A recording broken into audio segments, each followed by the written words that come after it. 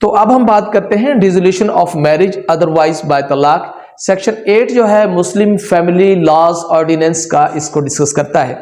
اس کی لینگویج یہ ہے کہ where the right to divorce has been duly delegated to the wife and she wishes to exercise the right, or where any of the parties to a marriage wishes to dissolve the marriage otherwise than by talaq, the provisions of section 7 shall mutatis and so far as practical applicable apply. اب گزارش یہ ہے کہ اس میں ایک right جو ہے وہ ڈیلیگیٹ کیا جاتا ہے خاوند کی طرف سے بیوی کو یا کسی دیگر شخص کو، بیوی کو یا کسی دیگر شخص کو. اس میں تو لکھا ہوا ہے صرف بیوی کا، لیکن جو ججمنٹ سے اس حوالے سے وہ یہ کہتی ہیں کہ یہ رائٹ جو ہے یہ نکاح نامہ کے اوپر نہ صرف بیوی کو بلکہ کسی تیسرے شخص یا تیسری شخص کو بھی یہ رائٹ ڈیلیگیٹ کیا جا سکتا ہے. اور اگر اس کو یہ رائٹ جو ہے وہ ڈیلیگیٹ کر دیا جاتا ہے بیوی کو یا کسی دیگر شخص کو، تو پھر اس کو طلاق کا اختیار اسی طرح ہوگا جس طرح مرد کو ہے، اور اس کے اوپر جو اس کے لیے جو پروسیجر اپلائی ہوگا وہ بالکل وہی سیکشن 7 کا پروسیجر جس طرح مرد جو ہے یعنی خاوند اپنی بیوی کو طلاق دیتا ہے وہی پروسیس جو ہے وہ بیوی بھی استعمال کر سکتی ہے. اب سوال یہ پیدا ہوتا ہے، سب سے پہلے ہم ڈسکس کرتے ہیں اس میں ایک منٹ یار، یہ کتاب جو آپ نے دی ہے یہ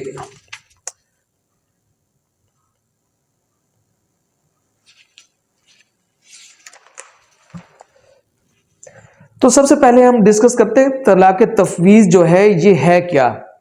اور تو اس میں یہ ججمنٹ ہے 2013 CLC 1625، یہ پشاور ہائی کورٹ کی ججمنٹ ہے.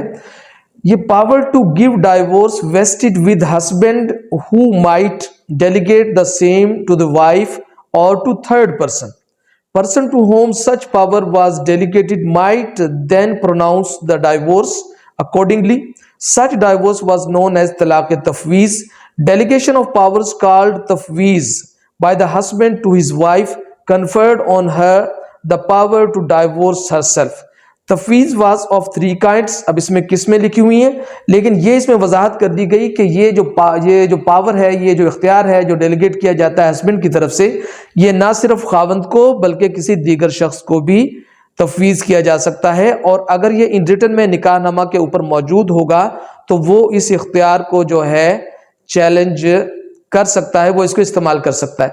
اب اس کی شرعی پوزیشن کے بارے میں جب ہم بات کرتے ہیں تو اس حوالے سے جو قانون ہے اہل سنت کے مطابق وہ اس بارے میں مطلب ان کی جو ویوز ہیں وہ ڈیفرنٹ ہیں اور وہ مطلب ان میں یکجہتی نہیں ہے، تو وہ بٹے ہوئے ہیں اس حوالے سے.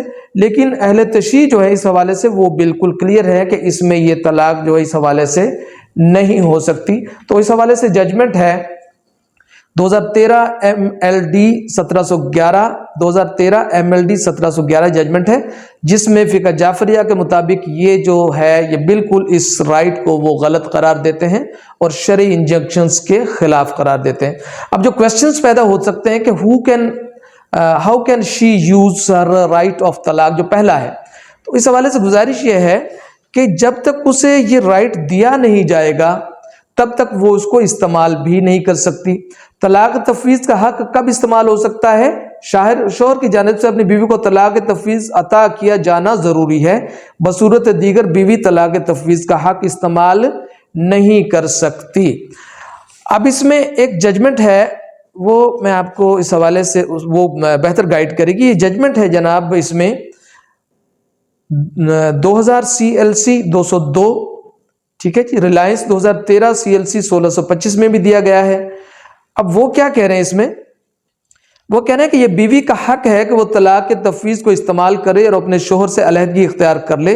اسے خلا کا درجہ نہیں دیا جا سکتا.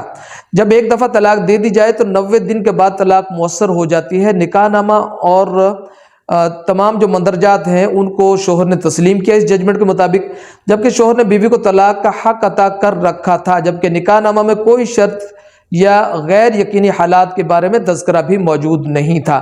اب جو نکاح نامہ میں خاوند نے جب اس کو ڈیلیگیٹ کیا تھا پاور کو، تو ایسا اس نے کچھ نہیں لکھا تھا کہ بھئی فلاں حالات ہوں گے تو بیوی کو طلاق کا جو ہے حق حاصل ہوگا کہ بیوی خاوند کو طلاق دے سکے۔ تو جب یہ کنڈیشن وہاں پر موجود نہیں تھی تو پھر بیوی کو اس کا اختیار حاصل تھا۔ تو یہ ججمنٹ اس چیز کو کلیئر کر رہی۔ اب فردر اس میں کہا جا رہا ہے، سوال ایک آگے آ جاتا ہے کہ اس کا خلا کا درجہ حاصل ہے، کیا یہ خلا کے ایکول ہے؟ نہیں، خلا کے ایکول بالکل نہیں ہے، بلکہ یہ طلاق ہے۔ اور فرق یہ آ جائے گا کہ خلا جب عورت لے گی تو اسے جو ہے ڈاور کسی نہ کسی شکل میں ریسٹور کرنا پڑے گا، جیسے عدالت اس کو آرڈر کرے گی۔ لیکن طلاق کی شکل میں، جب طلاق تفویض کی شکل میں، عورت جو ہے وہ ڈاور کی حقدار ہوتی ہے۔ اسی طرح ایک کوشچن آگے یہ آ جائے گا کہ جب خاوند نکاح نامہ میں وہ ایک اختیار جو ہے وہ تفویض کر دیتا ہے کہ بھئی فلاں شخص یا فلاں عورت جو ہے، یعنی فلاں عورت سے مراد ہے اس کی وائف جو ہے، وہ طلاق کا حق اس کو دے دیتا ہے، تو کیا وہ اس طلاق کے حق کو بعد میں واپس لے سکتا ہے؟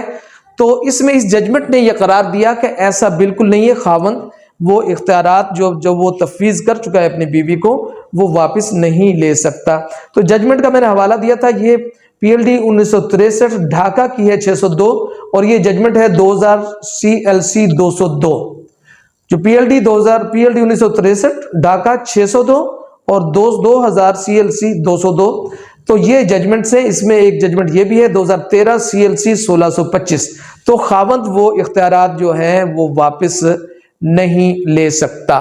تو سوال کہ پروسیجر کون سا اڈاپٹ کیا جائے گا؟ تو پروسیجر وہی اڈاپٹ کیا جائے گا جو سیکشن 7 کے تحت طلاق دیتے وقت مرد استعمال کرتا ہے، اسی طرح سے بیوی نوٹس بھیجے گی اور اسی طرح سے پروسیڈنگز اس میں ہوں گی۔ اب اسے آگے چلتے ہیں، جو باقی مینٹیننس ہے، مینٹیننس کو ڈسکس کر رہا ہے سیکشن 9۔ سیکشن 9 مینٹیننس کو ڈسکس کر رہا ہے، تو اس کی لینگویج جو ہے وہ اس طرح کی ہے۔ اب اس میں if any husband fails to maintain his wife adequately or where there are more wives than one fails to maintain them equitably, the wife or all or any of the wives جو ہیں وہ کیا کر سکتی ہیں؟ وہ union council میں جا کر اسی طرح وہ چیئرمین کو اپلیکیشن دے سکتی ہیں اور پروسیڈنگز ہو سکتی ہیں۔ اور اسی طرح اگر کسی بچے کو، نابالغ بچے کو خاوند جو ہے وہ انٹرٹین نہیں کر رہا، مینٹین نہیں کر رہا درست طریقے سے، تو بھی اپلیکیشن دی جا سکتی ہے۔ اس حوالے سے اپلیکیشن کون دے گا؟ بچے کی ماں یا بچے کی نانی، وہ اپلیکیشن اس حوالے سے دے سکتے ہیں۔ اب اس میں جو ہے ایک سینٹنس کے بیچ میں جو اسٹیچوٹری لینگویج ہے، اس میں یہ لفظ استعمال کیا گیا ہے، maintain them equitably the wife or all or any of the wives may in addition to seeking any other legal remedy available، کہ وہ اگر کچھ اور کرنا چاہیں، یعنی وہ اگر فیملی کورٹ میں جانا چاہتی ہیں یا وہ سول کورٹ میں جانا چاہتی ہیں، تو وہ سول کورٹ فیملی کورٹ میں وہ جا سکتی ہیں، اور اگر وہ جو ہے سول کورٹ کا بھی کوئی میٹر ہے تو وہ سول کورٹ میں بھی جا سکتی ہیں۔ لیکن یہاں پر چونکہ بات ہو رہی ہے مینٹیننس کے حوالے سے، تو وہ فیملی کورٹ میں جانا چاہیں تو فیملی کورٹ میں بھی جا سکتی ہیں۔ تو ان کو اس نے واضح کر دیا۔ اب اس میں اس کا جو سیکشن 3 ہے، سیکشن 9 کا سب سیکشن جو 3 ہے، وہ یہ کہتا ہے کہ سیکشن 1 میں جو خرچہ مقرر کیا جاتا ہے سیکشن 2 اور 1 کی روشنی میں، جو بچوں کو دیا جانا ہے یا جو وائف کو دیا جانا ہے، اگر خاوند وہ پے نہیں کرتا تو سب سیکشن 3 یہ کہتا ہے کہ اس کی جو پراپرٹی جیسی بھی ہو، اس کی گھر، کار، گاڑی، بنگلہ، اس کی زمین، جائیداد، اس میں سے وہ اس کے لیے وہ ڈیو ہوگا، تو اس میں سے اس کی ادائیگی جو ہے وہ کر دی جائے گی۔ تو یہ چیز کلیئر ہوگی۔ تو اب اس میں جو کوشچن آ جاتے ہیں وہ یہ آ جاتے ہیں کہ جناب اس میں کہ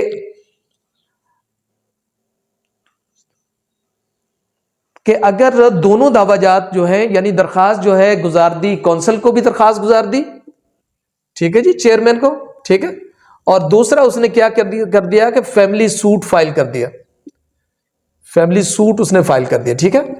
اب ان میں سے پریویل کون کرے گا؟ تو یہ ججمنٹ ہے جس کی روشنی میں ویسے بھی پریکٹیکلی آپ جانتے ہیں کہ اس کی تو کوئی ویلیو پاکستان میں اب بظاہر ہے ہی نہیں، سارا جو کام ہو رہا ہے وہ فیملی کورٹ میں ہو رہا ہے، لیکن باقاعدہ طور پر اس میں یہ سیکشن یہ ریلیونٹ ججمنٹ ہے جو میں آپ کو پڑھ کے اس حوالے سے بتاتا ہوں کہ 2018 CLC 836 اس میں یہی بیان کیا گیا کہ proceedings instituted in terms of section 9 of the Muslim Family Laws Ordinance 1961 could not be erode the suit instituted before the family court under the provisions of the Family Courts Act 1964. تو جو چیزیں prevail کریں گی وہ family courts act جو ہے وہ prevail کرے گا، جبکہ اسٹیچوٹری لینگویج میں بھی اس میں بہرحال لکھ دیا گیا ہے کہ اگر کوئی پروسیڈنگ آپ دیگر کرنا چاہتے ہیں تو کر سکتے ہیں۔ تو اس حوالے سے نان و نفقہ کے حوالے سے یہ ایک ججمنٹ ہے جو میں جو ہے آپ سے ڈسکس کرنا چاہتا ہوں۔ یہ ججمنٹ ہے 2018 YLR 128۔ اس ججمنٹ میں سابقہ 30 سالوں کا خرچہ جو ہے 2018 YLR 128 یہ ججمنٹ ہے، لینڈ مارک ججمنٹ ہے، یہ ججمنٹ ہے۔ اس میں جناب خرچہ سیکھ کیا گیا ہے، سابقہ 30 سالوں کا خرچہ جو ہے وہ سیکھ کیا گیا ہے کہ یہ، اور عدالت نے وہ جو ہے دعویٰ ڈگری کیا ہے 30 ایئرس جو پاسٹ مینٹیننس اس کو ڈگری کیا گیا ہے۔ اسی ججمنٹ کے اندر جو ہے ایجوکیشن کے جو اخراجات ہیں، میڈیکل اخراجات ہیں اور بچی کی شادی کے اخراجات ہیں، اس حوالے سے بھی ڈسکس کیا گیا کہ یہ سارے اخراجات جو ہے یہ مینٹیننس میں آتے ہیں اور خاوند جو ہے وہ مینٹین کرنے کا اس حوالے سے پابند ہے۔ تو یہ ہم نے مختصراً مینٹیننس کے بارے میں بھی جان لیا۔ اب ہم بات کرتے ہیں ڈاور کے حوالے سے کہ ڈاور جو ہے وہ کیا ہے۔ تو ڈاور کی لینگویج اس حوالے سے یہ سیکشن 10 جو ہے ڈاور کو ڈسکس کرے گا۔ ڈاور کی لینگویج یہ کہتی ہے کہ where no details about the mode of payment of dower are specified in the nikah nama or the marriage contract or nikah nama or the marriage contract, the entire amount of the dower shall be presumed to be payable on demand. تو گزارش یہ ہے کہ دو قسم کے ڈاور یہاں پر discuss کیے جائیں گے، ایک ہے ڈیفرڈ اور ایک ہے پرومپٹ۔ پرومپٹ کون سا ہو گیا؟ جس کی ڈیمانڈ کرنے پر فوری طور پر ادا کیا جائے، یعنی اندو طلب، جس کو جب طلب کیا جائے اس کو ادا کر دیا جائے۔ اور ڈیفرڈ کون سا ہو گیا؟ جسے ایک مخصوص وقت تک جو ہے اس کے لیے مشروط کر دیا جاتا ہے کہ فلاں سال یا فلاں یا شادی کے ریووکیشن پر یا ان کیس آف ڈیتھ جو ہے اسے ادا کیا جائے گا۔ تو ان کو ہم جب اردو میں کہتے ہیں تو پرومپٹ کے لیے ہم لفظ استعمال کرتے ہیں معجل۔ معجل، یہ پرومپٹ معجل، میم عین جیم اور لام، اور ڈیفرڈ موجل، موجل اور موجل۔ تو ڈسکس یہ کیا گیا کہ اگر نکاح نامہ میں خدا نخواستہ یہ چیز ڈسکس نہیں کی جاتی کہ جو مہر ہے وہ پرومپٹ ہے یا ڈیفرڈ ہے، موجل ہے، غیر موجل، موجل ہے، جو بھی ہے، تو اس کو اگر مینشن نہیں کیا جاتا تو سمجھا یہ جائے گا کہ یہ جو پرومپٹ ہے جسے ہم آن ڈیمانڈ کہتے ہیں یا اندو طلب کہتے ہیں، وہ سارا کا سارا جو مہر ہے وہ آن ڈیمانڈ کنسیڈر ہوگا، وہ پرومپٹ کنسیڈر ہوگا، اور جیسے ہی ڈیمانڈ کی جائے گی اس کو ادا کیا جائے گا۔ اب اس میں سب سے پہلے ہم بات کرتے ہیں کہ یہ جو ڈاور ہے بیسیکلی اس کا کنسپٹ کیا ہے، یہ کیوں ہے۔ تو اس میں جناب یہ ججمنٹ ہے 2005 MLD 348، یہ اس کے میننگز اینڈ امپورٹنس جو ہے اس کو ڈسکس کرتا ہے۔ ڈاور واز اے ڈیبٹ and unless wife would waive the same it would be payable to her, جب تک بیوی اسے ترک نہیں کرتی، اسے چھوڑتی نہیں ہے، وہ اس کو ادا کیا جائے گا، یہ ایک قرض ہے۔ Islamic law ordained that there should always be a consideration made by husband in favor of wife. It was a settlement in favor of wife made prior to completion of marriage contract and was a precondition and prerequisite of valid marriage. Dower was indispensable, so much so that it is in its absence, relationship between husband and wife could not be legitimized and would be regarded as a sinful union. تو اس judgment میں بڑے شاندار طریقے سے Peshawar high court کی judgment ہے، بڑے شاندار طریقے سے اس کو ڈیفائن کیا ہے۔ یہ ہے 2005 MLD 348، 2005 MLD 348 یہ پشاور کی ہے۔ اس ججمنٹ کے مطابق جو یہ ڈاور ہوتا ہے نا، اس سے شادی ایک معاہدہ ہے، اور اس معاہدے میں اگر اس ڈاور کو اس میں سے نکال دیا جائے تو پھر جو یونین ہے خاوند کی اور بیوی کی، وہ ایک سنفل یونین ہوگی، وہ ایک گناہ ہوگا۔ تو ڈاور کے بغیر جو میرج ہے وہ لیجیٹیمائز نہیں ہوتی، ڈاور کے بغیر میرج لیجیٹیمائز نہیں ہوتی، تو ڈاور لازم ہے۔ اب ڈاور کیسے لازم ہے؟ وہ پرومپٹ کی شکل میں لازم ہو سکتا ہے، وہ ڈیفرڈ کی شکل میں لازم ہو سکتا ہے۔ اب اس سے آگے چلتے ہیں، جیسے کائنڈز کو میں نے آلریڈی ڈسکس کر دیا۔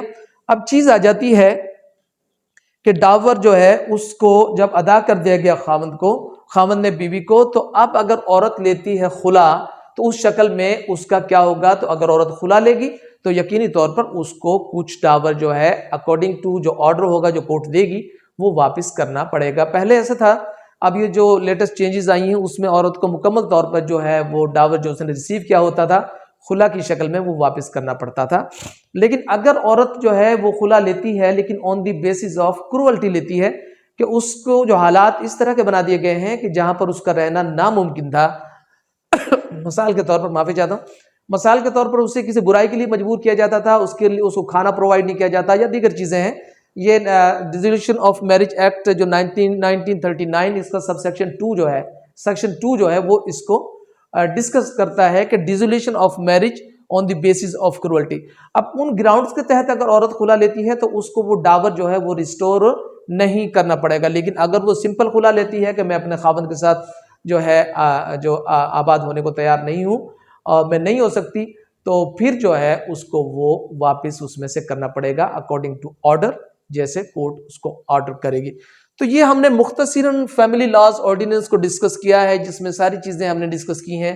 ہم نے اس میں سکسیشن ڈسکس کیا، سب سے پہلے جو دادا کی وراثت پوتے کی بات تھی، پھر ہم نے رجسٹریشن کا جو نکاح کے رجسٹریشن کے حوالے سے ڈسکس کیا سیکشن 5 میں۔ اس کے بعد میں سیکشن 6 میں ہم نے پولیگیمی کو جو سیکنڈ میرج کو ڈسکس کیا تھا، اور سیکشن 7 میں ہم نے ڈسکس کیا تھا اس حوالے سے طلاق کو۔ سیکشن 8 میں ہم نے ڈسکس کیا طلاق تفویض یعنی عورت کا طلاق دینے کے حق کو، اور اس کے بعد میں سیکشن 9 میں ہم نے مینٹیننس کو ڈسکس کیا، اور سیکشن 10 میں ہم نے ڈاور کو ڈسکس کیا۔ تو ہم نے فنگر ٹپس پر فیملی لاز آرڈیننس کو ہم نے ڈسکس کیا ہے۔ تو اب انشاءاللہ اب ہم فیملی کورٹس ایکٹ پر جائیں گے، تو یہ ہمارا جو ہے مکمل ہوا۔